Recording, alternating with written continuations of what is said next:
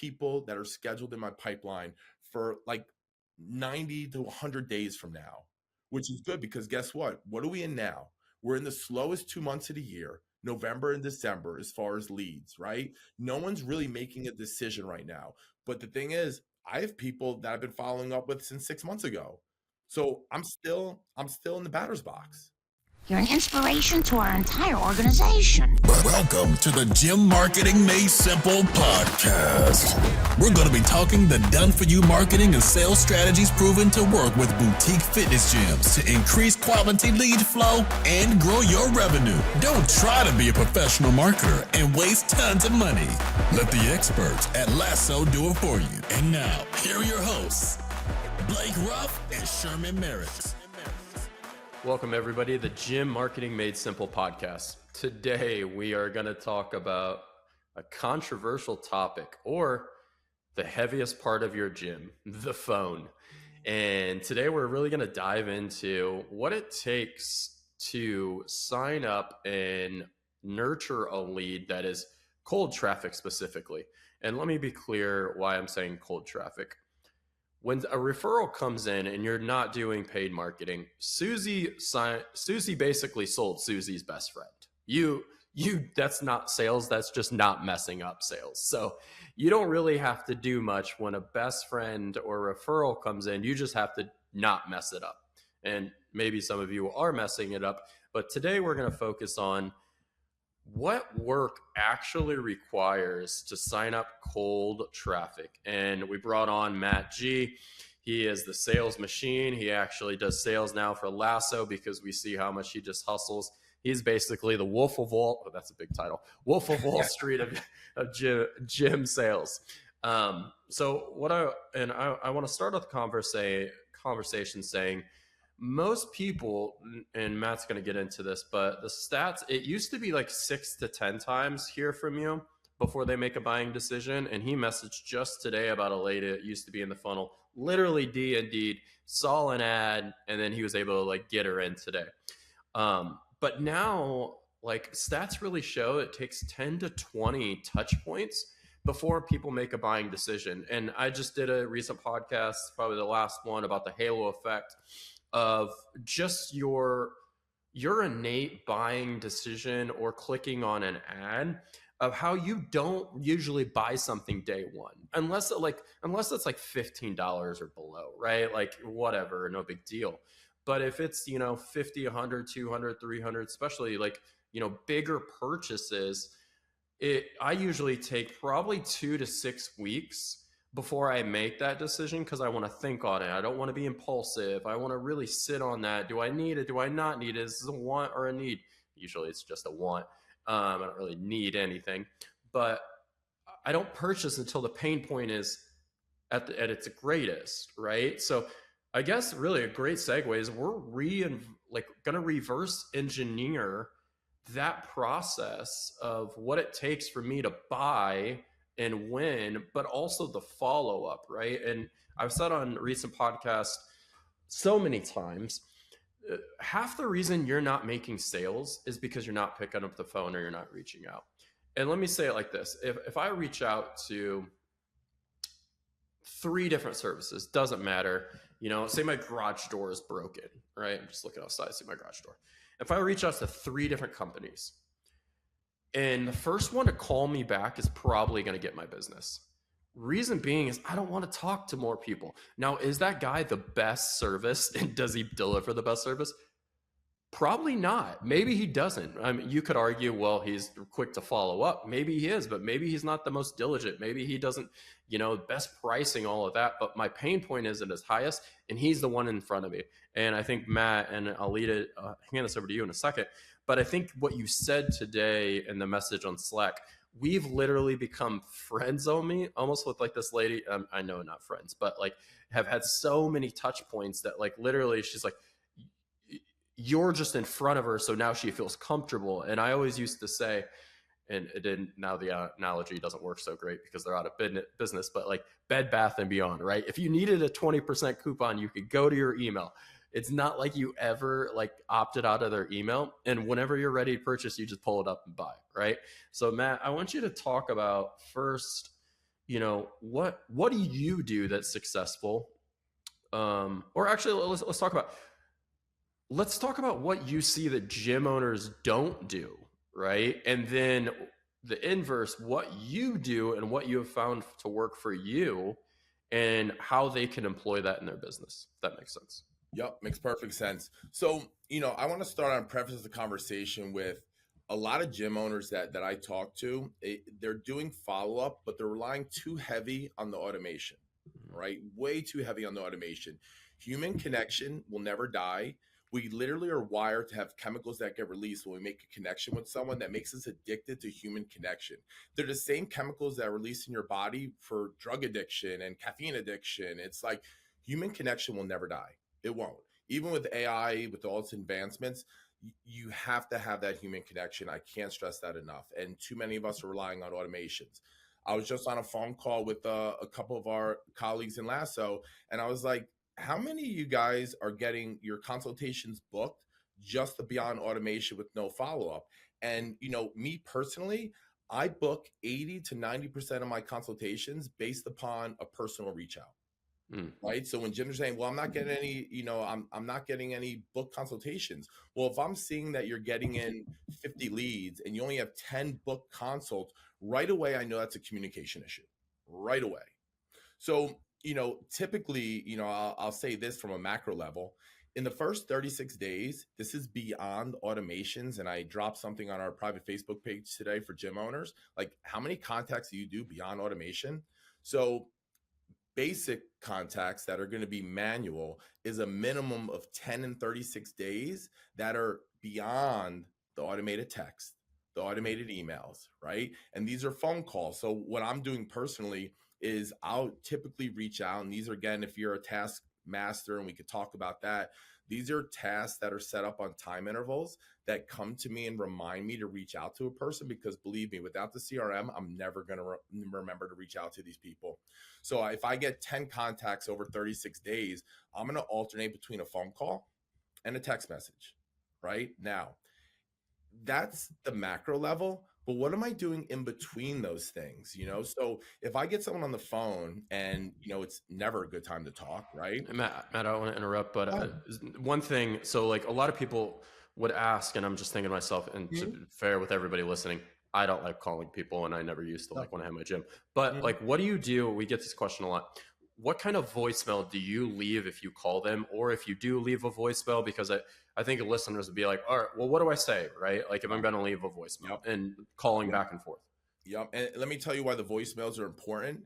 And what I'm going to tell you is this: once you are out of sight, you are out of mind, right? And although they're not physically seeing us, they're seeing your phone number that you called. They know it's you. They may not be listening to your voicemail. Maybe they listen to it once or twice, but they're seeing the transcript. It's all, like Blake talked about, it's all about the halo effect, right, of this marketing. And they need to see you.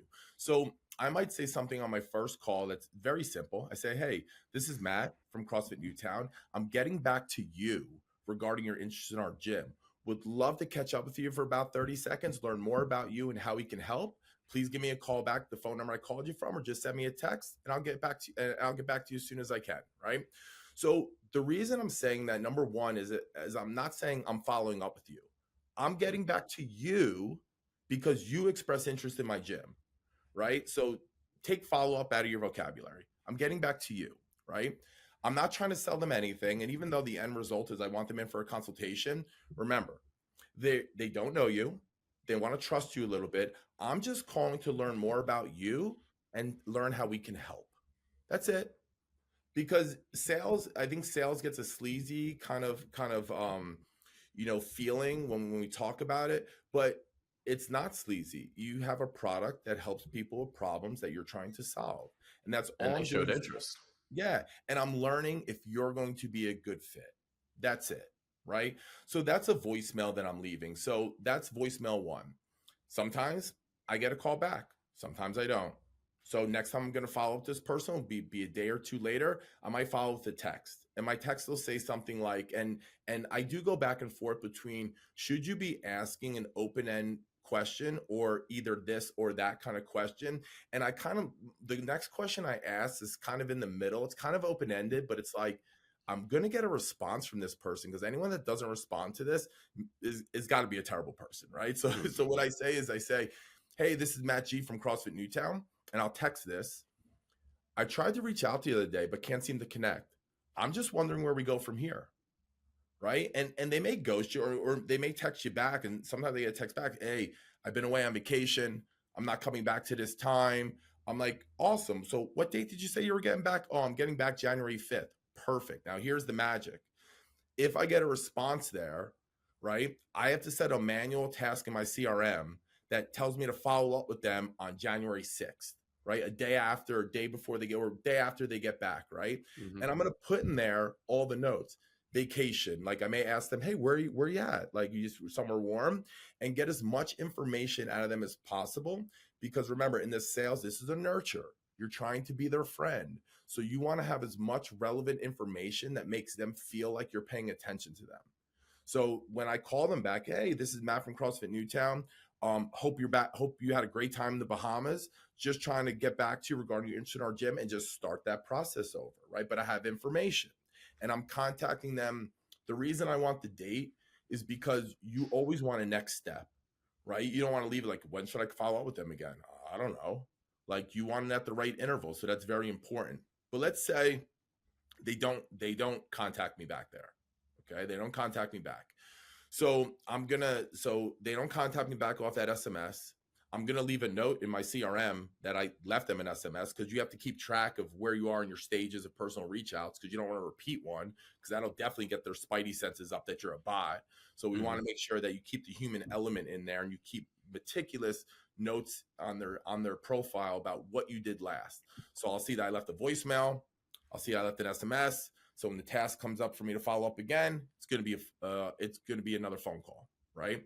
So the phone call is probably something similar. And honestly, I have a script, but sometimes I change it depending on what stage I'm at and calling them. But it's probably going to be something similar than I left first. And that's fine, right? And then, of course, the next one's going to be a text message. So, and my first 3 manual text messages are probably the ones I'm putting the most money behind of getting a response. So my second text message that I'm sending, which is now, I made a call, I made a text, I made a call, and now I'm going to send a text. So it's my 4th contact with this person. I may say something like, hey, Michelle, I apologize for my persistence, but I would hate to leave someone hanging that was looking for our help. And this is where I get an either or statement. Does AM or PM work better for you to connect, right? Because I'm not going to leave it open-ended anymore, because now I want to get more specific, and I want them to give me a timestamp. Just give me something. Give me a timestamp. And you may get an answer. Yeah, actually, I'm great in the AM. Perfect. So what's the next stage? If your end result, like me, is booking a membership consultation, I have 9:30, I have 5:30, 6:30, and 9:30 a.m. available Thursday. Do any of those times work for you? And let's book the consultation, right? But whatever the important thing is, and I don't want to role play this out too much, but whatever information I get out of those replies, remember, you're sending automatic stuff out too, automation. So without scrolling back in conversations, which I do all the time, whatever pertinent information I'm taking out of that response that's important for me, I'm going to put that into the notes on that account. So I can refer back to the notes and see everything we talked about, right? So after that's going to, of course, be another phone call, right? And if I get them on the phone, that's great. I love getting people on the phone. Some people don't, but that's things that we can help you with here at Lasso, is what do you say when you get them on the phone? And we can kind of talk about that for a second. When I get them on the phone, the most people are like, well, they're going to ask about price, right? Yeah, they're going to ask about price. Okay. Here's your job. Your job is to ask them so many questions that they forget why they called you. You're asking them questions about them so you can figure out how to serve them. And do the answers to the questions really matter? Yes and no. They don't matter because you still want them to get in front of you, but they do matter in case you need any pertinent information to bring back up once they come in for the consultation. So taking notes is so, so important. So if you're not taking notes in your CRM, you're leaving a lot of the fortune that's in the follow-up out there on the table, right? You have to be taking notes. So it eventually, I mean, the end result of this whole thing is to get them, but like say I call them again, no answer, 3rd text message. The 3rd text message, I'm going to get a little more specific about what's holding them back. So, you know, I might say something, hey, this is Matt again. I'm sorry to be bothering you. And I know some people don't like to add apologies in there, but I just want to know, give me your top 2 reasons from not connecting with us, right? The reason I don't leave it open-ended there is because if you leave it open-ended, there's probably so much they want to say, they're going to say nothing. They're also going to think an open-ended conversation is also a bot, but I asked for 2. Why 2? Because it's not that many. I'm not going to ask for your top 3. I'm going to ask for 2 because I'm guaranteed to get 1. They're going to give me 1 reason, money, or whatever the objection is, right? But I don't care what they say. I just want to be back in the game. I want them to say something so I can engage with them. It doesn't matter what they say. I just want engagement. And that should be, your kind of go-to is about what your basic desire is off this nurturing is engagement. That's what you want. So those questions are important. Now, I go on and on with this call, text. Now, hopefully before I get to the 36 days of personal reach outs that I'm actually booking a consultation. But after that, when they fall off, the automatic task that I've set up for myself, if I got any engagement from them, I'm setting up manual tasks at my desired interval. So some people, based upon what I think about the engagement, if they're a warmer lead, I'll make it weekly follow-ups. If they're not so warm, because you may get an answer like, oh, actually, I went to Planet Fitness. Oh, that's great. I love hearing that. You know why? Because that's going to start the next stage of my follow-up. Because now you know what my next follow-up is? My next follow-up is going to be 60 to 90 days after they told me they decided to join Planet Fitness. And I'm going to ask them one simple question by text message. I'm probably going to call them first and ask them in person. If I don't get them in person, I'm going to ask them a text message. Last time we spoke, I know you were going to Planet Fitness. Are you getting the results you want? And are you being as consistent as you wanted to be? And if the answer is no, I'm back in the game.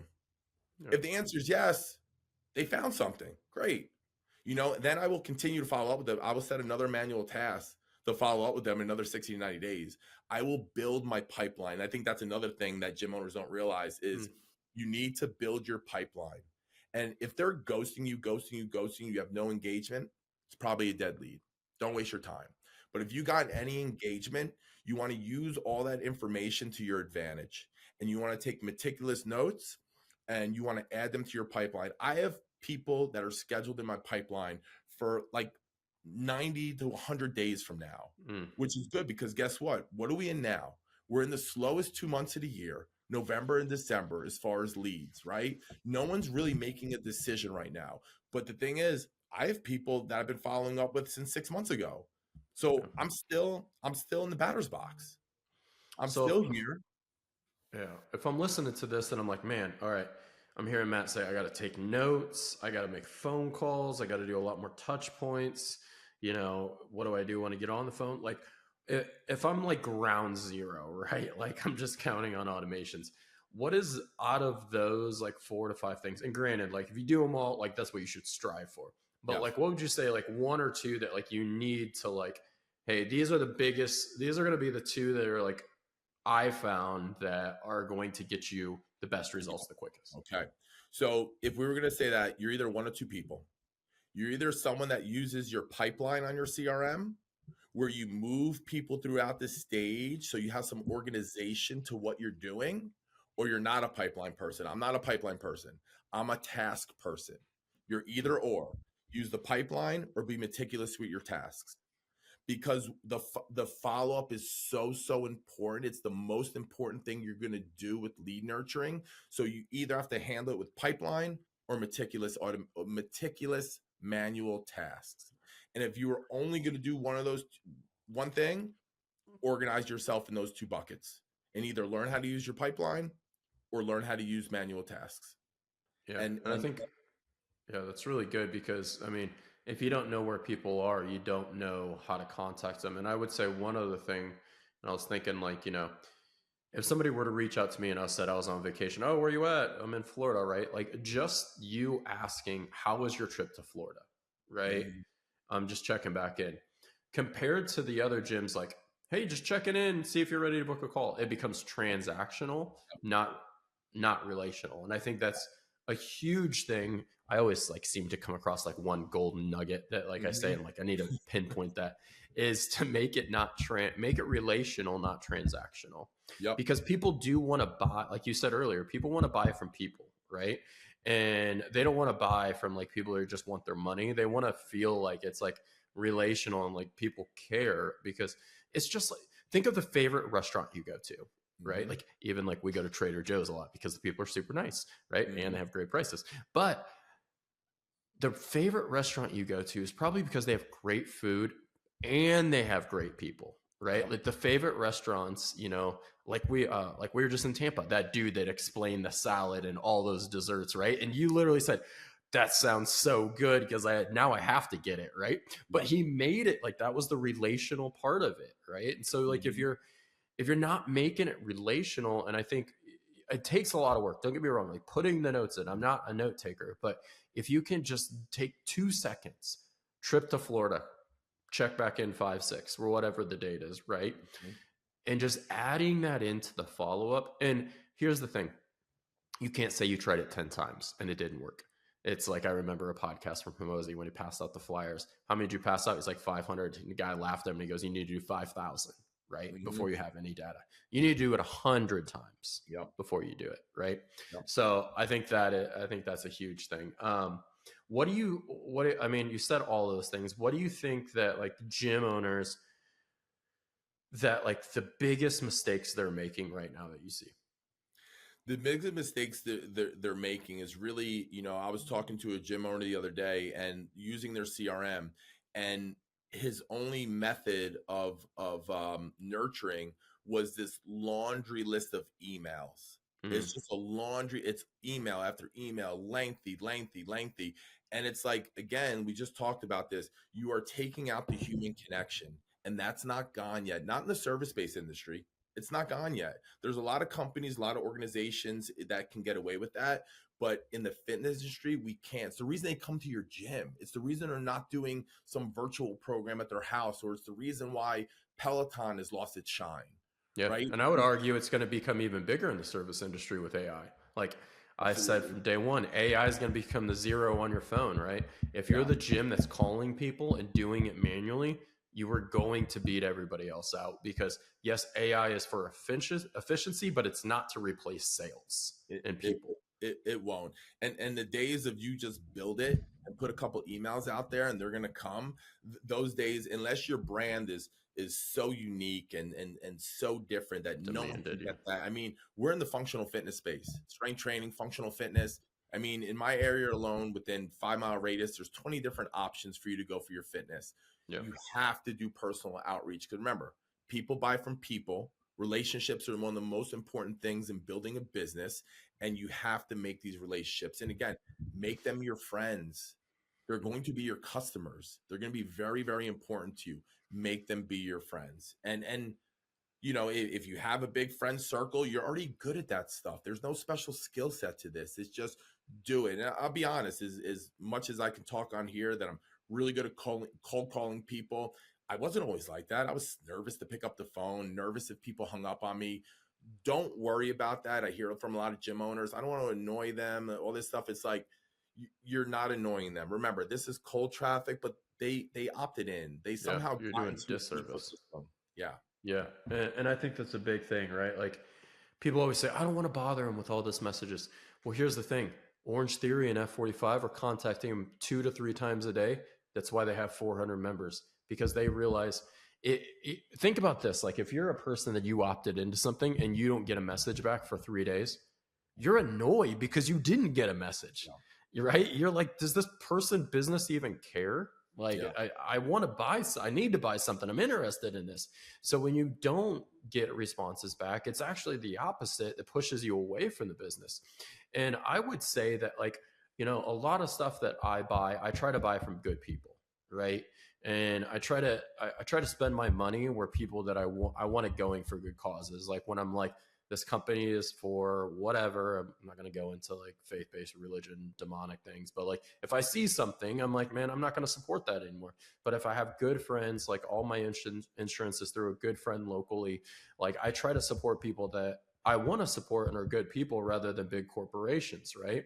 So I Mhm. think there's a lot to say. If you come off as a good human and people want to work with you, they're going to be more apt to buy from you than somebody else as well. Absolutely. And Absolutely. so I think that you guys have to, I think, and chat with Sherman and some guys that they said the heaviest part of the gym is the phone, right? So, but you just got to pick up and use it. And one thing I would say, and you were leading to this, is like, don't worry about people saying no. You can't focus on the losses. You can't focus on the losses. All you can focus on the wins. And me and Josh say this all the time as baseball guys. In baseball, it's 1 out of 3 in your Hall of Fame. We're just asking you for cold traffic to be 1 out of 10. 1 out of 10, right? And if you're doing that, you're winning. The other 9 that tell you horrible things, mean things, hang up on you, that's just the 9, right? Focus on the 1. So, Matt, what are any last thoughts for these guys? Anything you're holding back that you want to let them know of before we go? Yeah, and really it's about how people act as humans. And most people buy off an emotional response. And especially in fitness, it's an emotional response to something that's happening in their life. Yeah. And you never know what week they're going to be on when they have that emotional response. That's why the follow-up's so important. Week 1, they may not have that emotional response. Week 2, they may step on the scale and have that, like, I'm really sad about this, right? Yeah. Ooh, I just got a call from Matt. Perfect, right? So that's why you can't give up. Timing. You never know when that emotional response is going to hit, and you're going to hit them with the personal communication at the right time. And that person sits next to you and then becomes a member at your gym. Yeah, that's great. And I always say, if there's 100 people in the room, you ask how many people want to get fit or in better shape, 95 are going to raise their hand. That problem didn't go away. It's never going to go away until they take action. It's just when they take action. Guys, like, we keep saying this, but like, I want to get this across. Stop thinking people are different than you. Think about the way that you purchase, right? Think about like one of the most expensive things that you purchased recently, whether it be like, me and Sherman are looking for new podcast gear. It's going to cost us like $600 each, right? Well, it isn't there yet. Like the pain point isn't there. It's pretty decent, right? We elevated our videos recently. That'll be the next thing. But it's all sitting in my shopping cart. It's all ready to hit the button, right? But it's not there yet. So pain points don't go away for people, guys. And you may feel like you're annoying them, but keep reaching out, because sooner or later they'll be like, it's a perfect time. Yes, I'm ready, right? You're like, what made you ready? And it's going to be something. Maybe they just had a long weekend. Maybe they had a breakup. Maybe a life change. Maybe they realized they were out playing with their kids and they were just super winded. You don't know that, and you don't know when. So just because they don't say, and everybody has the misconception, leads are supposed to say yes on day 1 or they're a bad lead. It's just not true. Right. So, well, enjoyed having you today, Matt. I hope you guys got something for this. Send this to somebody. And, when you guys listen to stuff like this, because we went into the details, like, implement one thing. I always think with like any conference, anything I listen to, like, if I can do one thing better, and like Matt said, is like, start taking notes on people and using tasks or pipelines to know where they are, so you know how to follow up. I think those 2 things, just having better conversations, will get you a lot farther. So you guys share this podcast. Hope you enjoyed it. Save it. Make sure you give us a rating, and we'll chat with everybody soon. Yeah. Thank you for listening to the Gym Marketing Made Simple podcast with Blake Ruff and Sherman Merricks. We hope you enjoyed. We believe marketing should increase revenue and not waste money. So book your free call today. Head on over to lassoframework.com. That's LASSOFRAMEWORK.com and find the right words, get more customers, and increase your revenue. We'll see you here next time.